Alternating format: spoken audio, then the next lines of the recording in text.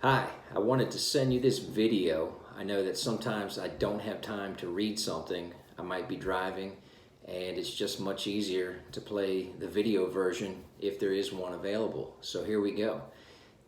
Here we are in the process of you buying a home, and we've gotten past the home inspection, and we're just waiting for the lender to give his lender financing commitment, and we're slowly approaching the closing day.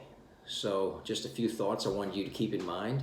Number one, make sure you have the title company's wiring instructions. Okay, it's a good idea to have this information and get the funds wired to the title company at least a couple days prior to closing. You would think it's a wire and you could just go to the bank that morning, have them wired, and everything is fine.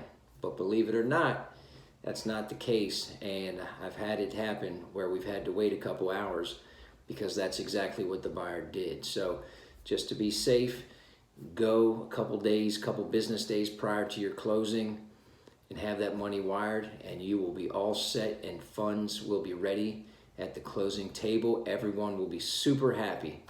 Number two, confirm with your lender the amount needed for closing. Most of the time these days, you will be able to get an exact number from your lender and just have this wired to your title company like we just discussed. Although sometimes an exact number will not be available. If this happens, don't worry. Just have your lender estimate, round that number up, and any difference, the title company will give you back right there at closing. So you'll be fine. And always have your personal checkbook with you just in case. But your lender should be pretty close. Number three, be very careful about any expenses during this process. I know it's tempting to go shopping or furniture or whatever, thinking about this purchase, your new home coming up. Avoid the temptation. Any expenses you want to incur, please just wait until after your closing day. Thank you. The next one, think about getting a home warranty. Okay, I highly recommend this, especially if you are a first-time home buyer. A lot of people don't have a lot of funds available after closing. If this is your case, this might be a great time to get this home warranty and have certain big ticket items covered should they break down, especially during that first year after you just purchased this home. You just came up with all this money to come to closing. Last thing you want to do is have to come out of pocket for the water heater or what have you. Next one, go ahead and make sure you confirm who your utility companies will be.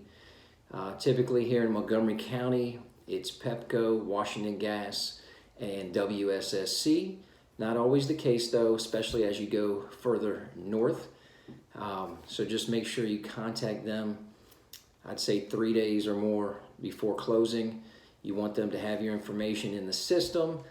The seller will be calling them as well. And what you don't want to happen is they shut off your electricity because the seller called in and you never did.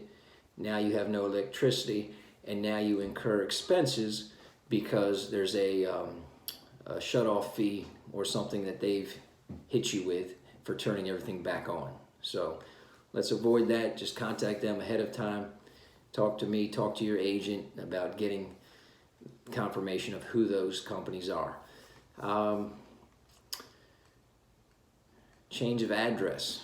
You can contact United States Postal Service website, USPS.com, and you'll see a place to click on to change that address. If you're in a condominium, many condos will have certain days you can move in. So make sure you've reserved that. You found out when that day is, Saturday, Sunday, or maybe it's weekdays during the mornings. Also, they might have a designated move-in elevator that they don't mind gets beat up a little bit, and they'll have pads on it and whatnot. And if this is the case, you'll probably need to go get a key for this special elevator. So get all this done ahead of time so you're prepared when that moving day comes and when your moving truck is there, then all of a sudden you want to make sure you're prepared and not caught off guard for those accommodations. And then wrapping up here, we will do what's called a final walkthrough inspection. And typically we'll do this the day of closing, on our way to closing pretty much, maybe an hour before. We'll go visit the property. I'll have the home inspection, and if there were any things that needed to be addressed from our response, I'll have that with me. We'll go look and make sure everything was addressed to your satisfaction. We'll make sure the property has been cleaned up, all the furniture removed, it's been broom swept, carpets look good, the walls look good, and if everything is good, we're good to go. If there is an issue, no worries. We will take care of it at the closing table. It has happened before, and we've always been able to come up with a resolution, so no worries.